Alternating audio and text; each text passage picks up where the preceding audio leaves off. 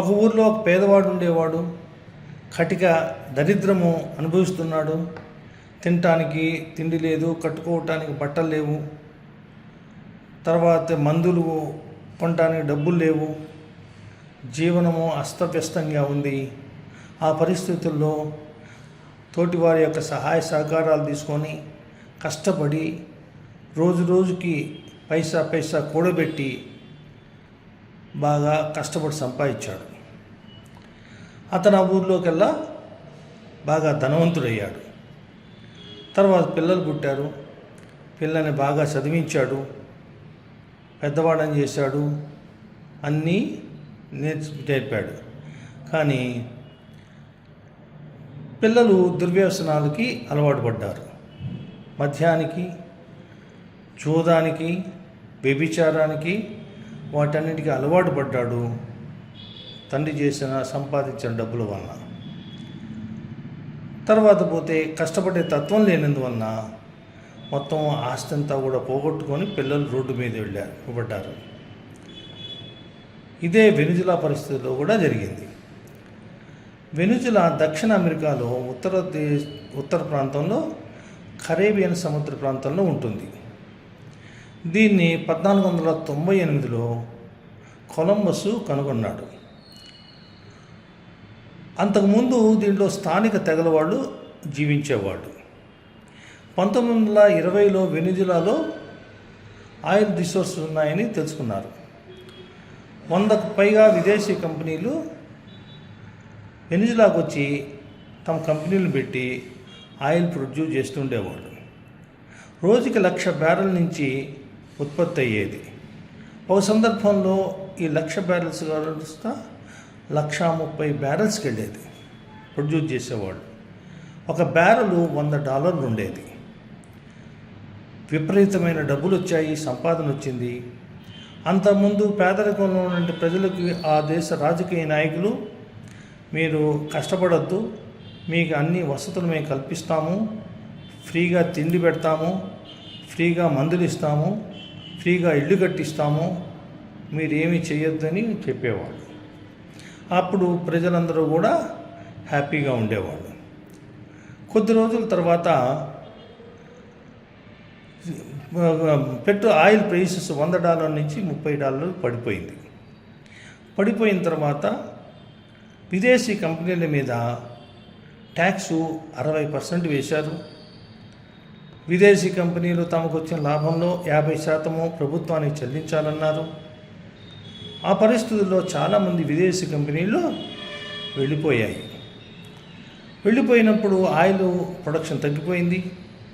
ఒకవైపు రేట్లు తగ్గిపోయాయి. ఈలోపు అమెరికా శాంక్షన్స్ పెట్టింది. వెనిజులా నుంచి ఎవరు కూడా ఆయిల్ కొనకూడదు, తర్వాత వెనిజులాతోటి ఎటువంటి వ్యాపార లావాదేవీలు చేయకూడదని చెప్పింది. పరిస్థితి ఇంకా దిగజారిపోయింది. ప్రజలు పేదలలోకే వెళ్ళిపోయారు. సరైన తిండి లేదు, బట్ట లేదు, మందులు దొరకవు. తర్వాత అన్ని అలవాట్లకు వెళ్ళిపోయారు. కష్టపడే తత్వం మర్చిపోయారు. వ్యవసాయం లేదు, పరిశ్రమలు లేవు. ఇంతవరకు ఒట్టి పెట్రోల్ మీదనే ఆధారపడి బతికారు.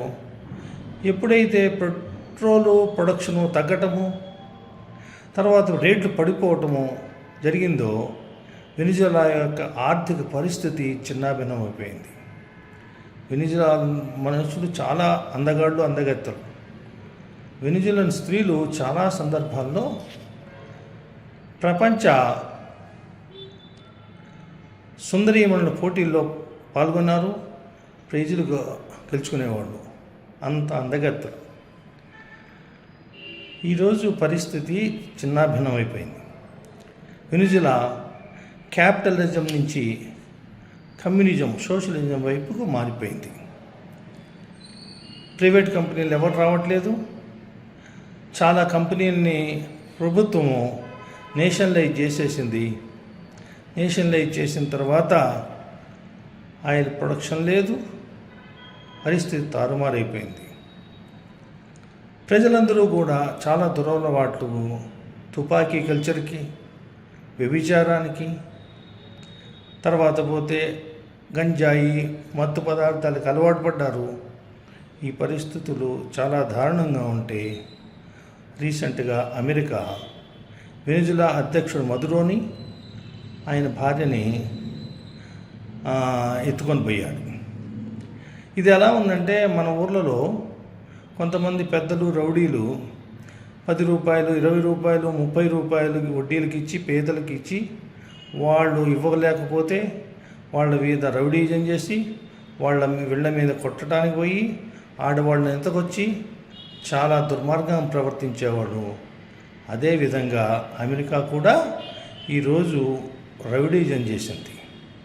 ఒక దేశ అధ్యక్షుడిని ఆయన భార్యను ఎత్తుకుపోవడం అంటే ఇంతకంటే పెద్ద రౌడీజము ఏమీ లేదు. వేచి చూడాలి వెనిజులా పరిస్థితి ఏమవుతుందో. ఈ కథ నుంచి మనం తెలుసుకోవాల్సింది ఏంటంటే,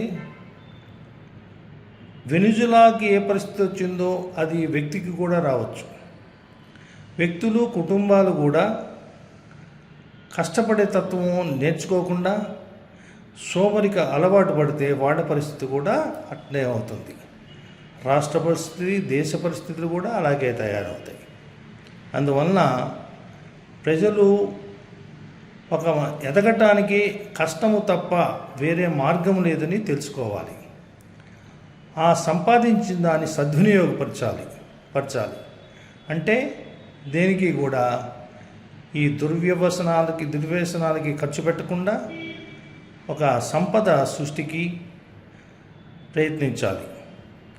అందరూ బాగుపడాలి. మానవతావాదము, సేవా దృక్పథం కూడా కలిగి ఉండాలి. అప్పుడే దేశం బాగుపడుతుంది, ప్రజలందరూ కూడా బాగుపడుతుంది. మనము వెనిజులా నుంచి ఒక గుణపాఠం నేర్చుకోవాలి.